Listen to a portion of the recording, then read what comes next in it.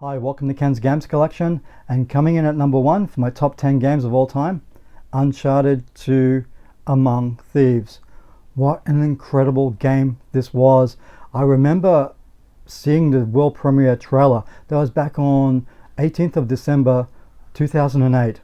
That trailer was only a minute and 17 long, but in that one and a bit minutes, it just showed the whole tone of what Uncharted 2 would become. And it was very subtle what they showed. They didn't show any vast world or anything. It's just Nathan Drake in a carriage hanging off a cliff. And that was enough just to get us excited back then. And I just could not wait to get this game when it came out.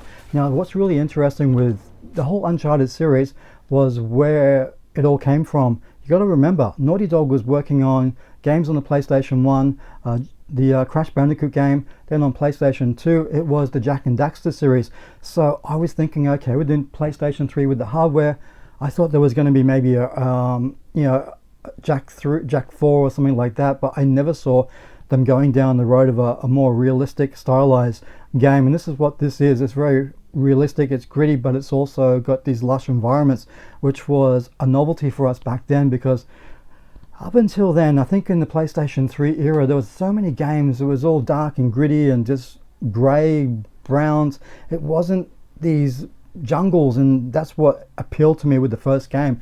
And the choices of these characters, you got Nathan Drake, Elaine Fisher, and Victor Sullivan.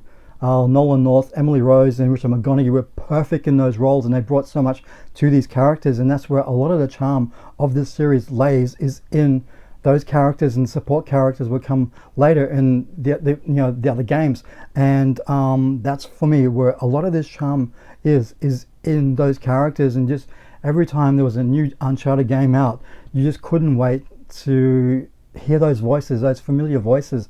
And that's what it felt like after I played through the first Uncharted game so many times. I thought that was brilliant. I had no idea what was to come, and this game pushed the PlayStation 3 to its limits. They were using the cell, I think it's the SUP processor, to draw more from this game. And this game filled up I think it was a Blu-ray disc, 24 gig of data.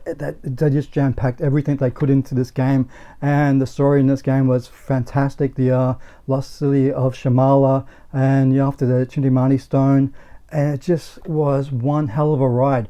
And my wife, she's a non-gamer, she watched me play this because I think I was playing this one leading up to the release of Uncharted 4, and she commented when she was watching me playing this one, it was like a Hollywood movie.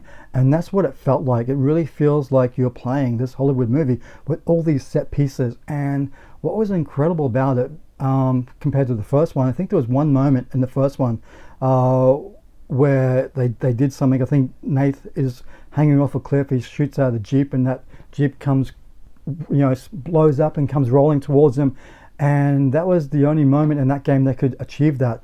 So they really wanted to do so many set pieces in Uncharted 2, and my God, they pulled that off perfectly.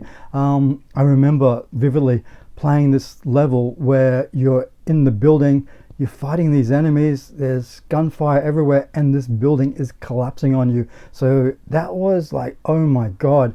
The first time I did that, after we got through that part, there's a bit of dialogue, and I'm just there like, I just had to put the controller down because I could not believe what I just experienced. And that was all new to us back then. So that was a magical moment to see that sort of stuff. And there's so many other pieces in this game where it is all set pieces like a Hollywood movie that you see these days. And it was really groundbreaking back then to get that in a video game like this. And it is a homage to Indiana Jones, the Saturday afternoon matinees, even to some extent Tomb Raider. And man, this game was actually it was killing it back then, opposed to anything else that was coming out. And I gotta remember, there's one level where you get to, I think you get to the village, and all you're doing is walking around talking to the villagers, all that sort of stuff. It was just like the calm before the storm, because up until before then it was all action, and it's just intense plus. And you get to this level where you're just walking through the village and it's really calming, and it's like you needed that break, I think, in that game. And I thought Naughty Dog did that on purpose, so it would give the audience a break from all the action, and, and straight after you get through that part in the dialogue, then you're back into the thick of it, and they throw you right back into the thick of the action. But I really appreciated Naughty Dog doing that, giving us a pause between the action, and it just got so more intense after that part of the game. And this is a game I replayed so many times, and actually after I'm doing this video, I'm going to put it back in to play it again, because to me it is a perfect game. It's the game of the year.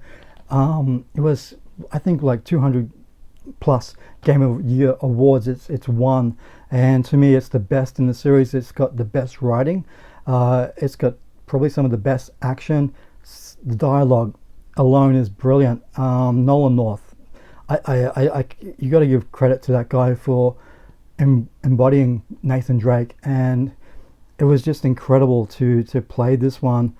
3 wasn't as good as this one, and it was really hard for Naughty Dog because they had gone off of Uncharted. Actually, they finished Jack 3, then they were working on the Uncharted, the first Uncharted, with the engineers to work on, I guess it was the Uncharted engine back then. So after the first one was a commercial success, they began work straight away on Uncharted 2, and man, they put everything that they could into this game, and that's why it's coming at number 1. It was just an incredible rush from start to finish, and all these years later I can go back and replay this, and that's why I feel like this is the perfect game. It's number 1.